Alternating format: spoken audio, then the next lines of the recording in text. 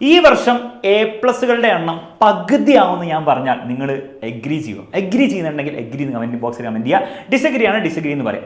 ഇനി റിയാലിറ്റി എന്ന് വെച്ചാൽ പകുതിയാവുന്നുള്ള കാര്യം എനിക്ക് പറയാൻ പറ്റില്ല. പക്ഷെ എന്തായാലും ഈ വർഷം എ പ്ലസുകളുടെ എണ്ണം കുറയും. ഇതിന് വളരെ സോളിഡ് ആയിട്ട് റീസൺസ് ഉണ്ട്. പക്ഷെ ഒരു കാര്യം ഞാൻ പറയാം, എ പ്ലസുകളുടെ എണ്ണം ജനറലി കുറയെങ്കിലും നിങ്ങൾക്ക് നിങ്ങളുടെ എ പ്ലസ് കിട്ടിയാൽ പോരെ.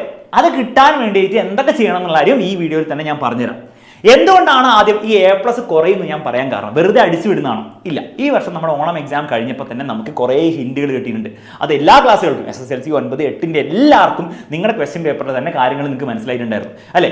ഇനി അതിൽ നിങ്ങൾക്ക് തന്നെ വേണേൽ പറയാൻ പറ്റും എന്തുകൊണ്ടാണ് നിങ്ങളുടെ ഓണപ്പരീക്ഷ നിങ്ങൾക്ക് ടഫായി തോന്നിയത്. പല പരീക്ഷകളും നിങ്ങൾക്ക് ടഫായിട്ട് തോന്നുന്നുണ്ടായിരുന്നു. അതിൻ്റെ റീസൺ എന്താണ്?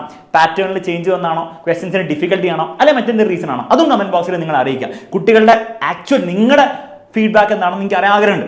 ഇനി ഞാൻ മനസ്സിലാക്കിയിടത്തോളം പല കാരണങ്ങളാണ്, ഒരൊറ്റ കാരണം മാത്രമല്ല. അത് എന്തൊക്കെയാണെന്നുള്ള കാര്യം നമ്മൾ മനസ്സിലാക്കേണ്ടത്. കാരണം എന്തൊക്കെയാണെന്ന് വെറുതെ മനസ്സിലാക്കി പോവില്ല. അത് ഇനി ക്രിസ്മസ് എക്സാമിലും അതുവഴി പബ്ലിക് എക്സാമിലും അത് വീണ്ടും അത് ആവർത്തിക്കുമ്പോഴും നമുക്ക് അതിനൊരു സൊല്യൂഷൻ വേണം. ആ സൊല്യൂഷനിൽ വീണ്ടും തന്നെയായിരിക്കും സ്ഥിതി. അപ്പോൾ ആ സൊല്യൂഷൻ നമുക്ക് സംസാരിക്കാം. ഓക്കെ, ഫസ്റ്റ് പ്രശ്നം ഡിഫിക്കൽട്ടി ആയിരുന്നു. അപ്പോൾ ഗവൺമെന്റ് ഓൾറെഡി നേരത്തെ പറഞ്ഞിട്ടുണ്ടായിരുന്നു ഇനിയുള്ള വർഷങ്ങളിൽ മൊത്തത്തിൽ നമ്മുടെ കേരളത്തിലെ വിദ്യാഭ്യാസത്തിന്റെ സ്റ്റാൻഡേർഡ് ഉയർത്താൻ വേണ്ടിയിട്ട് വെറുതെ ചോദ്യങ്ങൾ അങ്ങോട്ട് ചോദിക്കുകയല്ല. ഏത് ക്വസ്റ്റ്യൻ പേപ്പർ എടുത്താലും അതിൽ 30% ഈസി ക്വസ്റ്റ്യൻസ് ആയിരിക്കും. എല്ലാവർക്കും അത്യാവശ്യം ആൻസർ ചെയ്യാൻ പറ്റുന്ന ക്വസ്റ്റ്യൻസ് ആയിരിക്കും. 50% മീഡിയം ക്വസ്റ്റ്യൻസ് ആയിരിക്കും. അതായത് അത്യാവശ്യം പഠിച്ചവർക്കൊക്കെ ടെക്സ്റ്റ് ബുക്കൊക്കെ നന്നായി പഠിച്ച് ബേസിക് കാര്യങ്ങളൊക്കെ മനസ്സിലാക്കി കുട്ടികൾക്ക് ആൻസർ ചെയ്യാൻ പറ്റും. അപ്പോൾ 80% മാർക്ക് ഡീസെന്റ് ആയിട്ട് പഠിച്ച്, അതായത് നിങ്ങൾ ബാച്ചിലെ പോലത്തെ ലൈവും പഠിച്ച് കുറച്ച് ക്വസ്റ്റ്യൻസ് ഒക്കെ ചെയ്ത് പോയിട്ട് നിങ്ങൾക്ക് ആൻസർ ചെയ്യാൻ പറ്റും. പക്ഷേ 20% ഇനി അങ്ങോട്ട് ഡിഫിക്കൽട്ട്, അഥവാ ക്ലിയർലി ഹാർഡ് ക്വസ്റ്റ്യൻസ് ആയിരിക്കും. ഹാർഡ് ക്വസ്റ്റ്യൻസ് എന്ന് പറഞ്ഞാൽ എന്തായിരിക്കും? നിങ്ങൾ വെറുതെ ബൈ ഹാർഡ് പഠിച്ചിട്ടോ അല്ലെങ്കിൽ ടെക്സ്റ്റ് ബുക്കിലുള്ള കാര്യങ്ങൾ അതേപടി പഠിച്ചിട്ടോ കാര്യമില്ല. നിങ്ങൾ അതിനെ കൃത്യമായി മനസ്സിലാക്കണം. കോൺസെപ്റ്റാണ് കൃത്യമായി മനസ്സിലാക്കണം. മാത്സ് പോലത്തെ സബ്ജക്ട്സ് ആണെങ്കിൽ നിങ്ങൾ കുറേ ധാരാളം ചോദ്യങ്ങൾ ചെയ്യണം. അങ്ങനെ ചെയ്യുന്ന കുട്ടികൾക്ക് ഈ ക്വസ്റ്റ്യൻസ് ആൻസർ ചെയ്യാൻ പറ്റുള്ളൂ. ആ രീതിയിലാണ് ഇനി പേപ്പേഴ്സ് ഉണ്ടാക്കുന്ന കാര്യം അവർ പറഞ്ഞിട്ടുണ്ട്. ഓണപ്പരീക്ഷയുടെ പേപ്പറും നിങ്ങൾ ശ്രദ്ധിച്ചിട്ടുണ്ടെങ്കിൽ അങ്ങനെ തന്നെയായിരുന്നു അല്ലേ? കുറേ ചോദ്യങ്ങൾ ഈസി ആയിരുന്നു സാധാരണ പോലെ തന്നെ. പക്ഷേ ചില ചോദ്യങ്ങൾ നിങ്ങളെ കുഴപ്പിച്ചു. ആ ചില ചോദ്യങ്ങൾ ഈ 20% ഇവിടെയാണ്. നിങ്ങൾ മനസ്സിലാക്കേണ്ടത് ഇനി അങ്ങോട്ടുള്ള പരീക്ഷകളിലും ഈ പ്രശ്നം വരും. അപ്പോൾ എങ്ങനെയാണ് നമ്മൾ ഇതിനെ ഓവർകം ചെയ്യേണ്ടത്? വളരെ സിമ്പിളാണോ? നിങ്ങളിത് പ്രിപ്പയർ ചെയ്തതിന് വേണ്ടിയിട്ട്, അതായത് മനസ്സിലാക്കുക, ഞാൻ തട്ടിക്കൂടി പഠിച്ചു കഴിഞ്ഞാൽ എനിക്ക് ഒരിക്കലും A+ കിട്ടാൻ പോകുന്നില്ല. കാരണം തട്ടിക്കൂടി പഠിച്ചാൽ മാക്സിമം ഇത്രയും കിട്ടും, മാക്സിമം അത്രയും കിട്ടും, 80%. അതിന് മുകളിൽ കിട്ടാൻ പോകുന്നില്ല. അപ്പോൾ ഞാൻ എന്ത് ചെയ്യണം? ഞാൻ കോൺസെപ്റ്റുകൾ മനസ്സിലാക്കി പഠിക്കേണ്ട സബ്ജക്ട്സിൽ ഫിസിക്സ്, കെമിസ്ട്രി, മാത്സ്, ബയോളജിയിലൊക്കെ ഞാൻ എന്ത് ചെയ്യണം? കോൺസെപ്റ്റുകൾ കൃത്യമായി മനസ്സിലാക്കണം. ഇനി പ്രോബ്ലംസ് കൂടുതൽ ചെയ്യേണ്ട സബ്ജക്ട്സ് ഫിസിക്സും അതുപോലെ മാത്സിലൊക്കെ പ്രോബ്ലംസ് ഞാൻ കൂടുതൽ ചെയ്യുക തന്നെ വേണം. അതിന് വേറൊരു സൊല്യൂഷനും ഇല്ല. അതല്ലാതെ അത് മനസ്സിലാക്കുകയാണ് ഫസ്റ്റ് സൊല്യൂഷൻ. കാരണം ഇനിയുള്ള പരീക്ഷകൾ ഇങ്ങനെ തന്നെ ആയിരിക്കും. ഫസ്റ്റ് കാര്യം. രണ്ടാമത്തെ കാര്യം, പുതിയ ടൈപ്പ് ഓഫ് ക്വസ്റ്റ്യൻസ് ഉണ്ടായിരുന്നു. MCQ ടൈപ്പ് ക്വസ്റ്റ്യൻസ് ഉണ്ട് അല്ലേ? ഇത് പല കുട്ടികളും കണ്ട് ശീലിക്കാത്ത കാര്യമാണ്. കാരണം എൻട്രൻസ് എക്സാമിനൊക്കെ വരുന്ന ടൈപ്പ് ക്വസ്റ്റ്യൻസ് ആണ് MCQ. ഒരു ക്വസ്റ്റ്യൻ തരും, 4 ഓപ്ഷനോ 5 ഓപ്ഷനോ തരും. ഇതിൽ ഏതാണ് കറക്റ്റ് എന്നുള്ള കാര്യം നിങ്ങൾ ടിക്ക് ചെയ്യണം. അപ്പോൾ ഇത് ഭയങ്കര ബുദ്ധിമുട്ടുള്ള കാര്യമല്ല. പക്ഷെ പെട്ടെന്ന് കണ്ടപ്പോൾ നിങ്ങൾക്ക് ചിലപ്പോൾ ബുദ്ധിമുട്ടുണ്ടായിരുന്നു.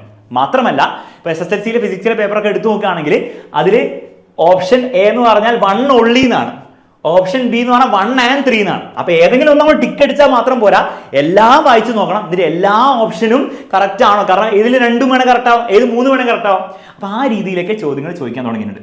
അപ്പോൾ ഇങ്ങനത്തെ ചോദ്യങ്ങൾ ഒന്ന് നിങ്ങൾ എന്ത് ചെയ്യണം? MCQ ക്വസ്റ്റ്യൻസ് കുറച്ച് പ്രാക്ടീസ് ചെയ്യണം. പക്ഷേ 2 MCQ ക്വസ്റ്റ്യൻസ് മാത്രം പ്രാക്ടീസ് ചെയ്തുകൊണ്ട് കാര്യമില്ല. ഇതിൻ്റെ കോൺസെപ്റ്റുകൾ, ഓരോ കാര്യം കോൺസെപ്റ്റുകൾ കൃത്യമായി മനസ്സിലാക്കണം. കാരണം ഓരോ ഓപ്ഷനും കറക്റ്റ് ആണോ എന്ന് നിങ്ങൾ ചിന്തിച്ചുകൊണ്ട് വരും. അപ്പോൾ കോൺസെപ്റ്റാണ് അവിടെ ഇമ്പോർട്ടൻറ്റ്. രണ്ടാമത് സ്റ്റേറ്റ്മെന്റ് റീസൺ. അപ്പോൾ ഇതും നിങ്ങൾ കാണാത്തൊരു ടൈപ്പ് ക്വസ്റ്റ്യൻ ആയിരിക്കും. പക്ഷെ നേരത്തെ തന്നെ നമുക്കൊരു മോഡൽ പേപ്പർ കിട്ടിയിട്ടുണ്ടായിരുന്നു. അതിലും ഇതുപോലത്തെ ക്വസ്റ്റ്യൻസ് ഉണ്ടായിരുന്നു. പക്ഷെ പലരും അത് ശ്രദ്ധിച്ചില്ല. നമ്മളും നമ്മുടെ എക്സാമിനർ ചാനലിലൊക്കെ ഡിസ്കസ് ചെയ്താണ്. പക്ഷെ അതും പലരും കണ്ടിട്ടില്ല. പക്ഷെ ഇനി നിങ്ങൾ മനസ്സിലാക്കുക, ഇങ്ങനത്തെ ക്വസ്റ്റ്യൻസ് എന്തായാലും ഉണ്ടാവും. ഒരു സ്റ്റേറ്റ്മെന്റ് തരും, അതിന്റെ റീസൺ തരും. ഇതിന്റെ സ്റ്റേറ്റ്മെന്റ് കറക്റ്റ് ആണോ, അതിന്റെ റീസൺ കറക്റ്റ് ആണോ, ഏതാണ് തെറ്റ്, റീസൺ കറക്റ്റ് ആവുമ്പോൾ ചിലപ്പോൾ സ്റ്റേറ്റ്മെന്റ് തെറ്റാവും. അങ്ങനത്തെ ടൈപ്പ് ചോദ്യങ്ങൾ പരീക്ഷയിൽ ഇനി വരും. ഓക്കെ, അപ്പോൾ ഇവിടെ മനസ്സിലാക്കേണ്ടത് ഒന്ന്, ഇങ്ങനത്തെ ചോദ്യങ്ങൾ നിങ്ങൾ കുറച്ച് ചെയ്യണം. പക്ഷെ അവിടെയും കൂടുതലും ഇമ്പോർട്ടൻ്റ് എന്താണ്?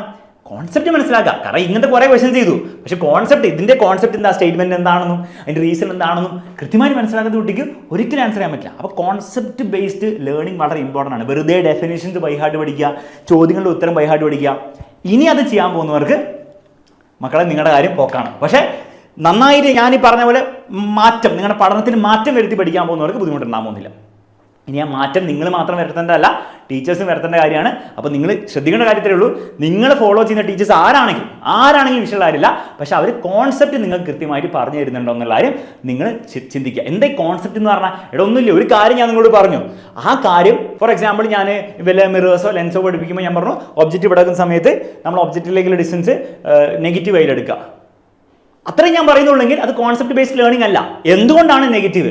എപ്പോഴും ഇങ്ങോട്ട് ലെഫ്റ്റിലേക്കാണ് നെഗറ്റീവ് ആയിരിക്കുമോ, അല്ലെങ്കിൽ വേറെ രീതിയിൽ വരുമ്പോൾ പോസിറ്റീവ് ആയിരിക്കും? അതിന്റെ റീസൺസ് നിങ്ങൾക്ക് ഞാൻ പറഞ്ഞു തരണം. അങ്ങനെ ഞാൻ പറഞ്ഞിരുന്നുണ്ടെങ്കിൽ ഞാൻ കോൺസെപ്റ്റ് പഠിപ്പിക്കുന്ന ടീച്ചറാണ്. അല്ലാതെ ഇതിങ്ങനെയാണ് അത്രേ ഉള്ളൂ എന്ന് മാത്രമേ ഞാൻ പറയുന്നുള്ളൂ എങ്കിൽ അത് പ്രശ്നമാണ്. ഓക്കെ, ചില കാര്യങ്ങൾ അങ്ങനെ ഇരിക്കും കേട്ടോ. ചിലപ്പോൾ ഡെഫിനേഷനൊക്കെ ഇങ്ങനെയുള്ള അതാണ് ഡെഫിനേഷൻ എന്ന് പറയുന്നുണ്ട്, മനസ്സിലായി. പക്ഷേ ചില കാര്യങ്ങൾ നമ്മൾ കോൺസെപ്റ്റ് മനസ്സിലാക്കി പഠിച്ചില്ലെങ്കിൽ അത് പ്രശ്നമായിരിക്കും. അപ്പോൾ ടീച്ചേഴ്സും അത് ശ്രദ്ധിക്കേണ്ട ഒരു കാര്യമാണെന്നുള്ള കാര്യം ടീച്ചേഴ്സ് മനസ്സിലാക്കണം. അതേസമയം നിങ്ങൾ ഫോളോ ചെയ്യുന്ന ടീച്ചേഴ്സ് അങ്ങനെയാണ് പഠിപ്പിക്കുന്ന കാര്യം നിങ്ങൾ നോക്കണം.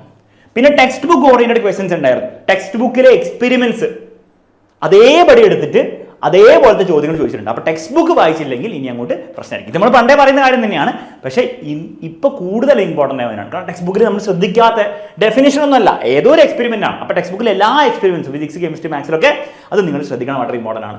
പിന്നെ ആപ്ലിക്കേഷൻ ഓറിയന്റഡ് ക്വസ്റ്റ്യൻസ്, അതായത് ടെക്സ്റ്റ് ബുക്കിൽ നിങ്ങളൊരു സാധനം പഠിച്ചു, ഒരു കോൺസെപ്റ്റ് പഠിച്ചു, അതിൻ്റെ വേറെ രീതിയിൽ നിങ്ങൾ ടെക്സ്റ്റ് ബുക്കിൽ കാണാത്ത അല്ലെങ്കിൽ ഒരുപക്ഷെ ടീച്ചേഴ്സ് പഠിപ്പിക്കാത്ത രീതിയിലുള്ള ആപ്ലിക്കേഷൻ ക്വസ്റ്റ്യൻസ് ഒക്കെ വന്നിട്ടുണ്ടായിരുന്നു. SSLCയിലെ എക്സാമ്പിൾ ഞാൻ കാണിക്കുന്നത്, പക്ഷേ എല്ലാ ക്ലാസ്സുകളിലും എല്ലാ സബ്ജക്ട്സിലും ഓൾമോസ്റ്റ് ഇതുപോലത്തെ ഐറ്റംസ് വന്നിട്ടുണ്ടായിരുന്നു. അപ്പോൾ ഇതിനെങ്ങനെ നമ്മൾ തരണം ചെയ്യുക?